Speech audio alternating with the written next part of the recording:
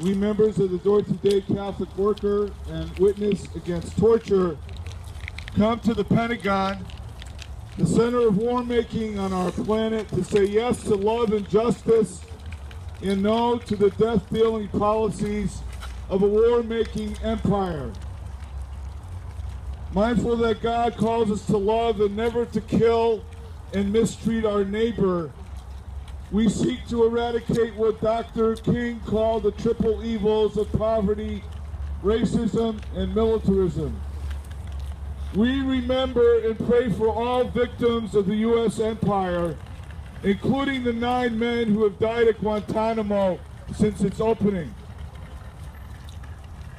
Witness Against Torture formed in 2005 when 25 Catholic workers and other peacemakers from the United States went to Guantanamo Bay and attempted to visit the detention facility. For the last 11 years, Witness Against Torture has fasted and engaged in numerous nonviolent actions to call for the closing of Guantanamo. Today is day 5 of a 7-day fast to mark the 15th year of the first detainees being taken to Guantanamo on January 11, 2002, and to call for the closing of Guantanamo and for an end to the crime of torture and indefinite detention.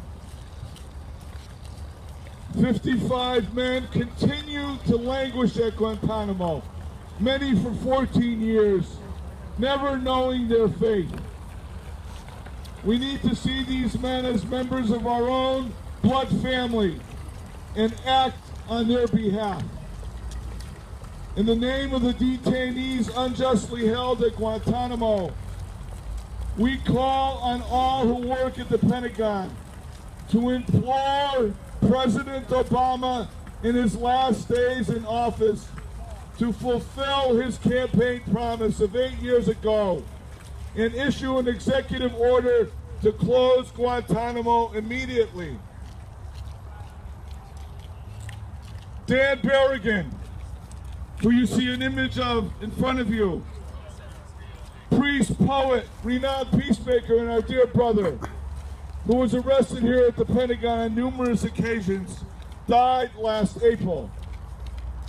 We carry his spirit in our hearts and witness, and we invite you to heed his plea rendered in the Catonsville 9 statement he wrote on May 17, 1968, to decry the U.S. war in Vietnam. Dan wrote, "The time is past when good people can remain silent, when obedience can segregate people from public risk, when the poor can die without defense. How many must die before our voices are heard? How many must be tortured, dislocated, starved, maddened?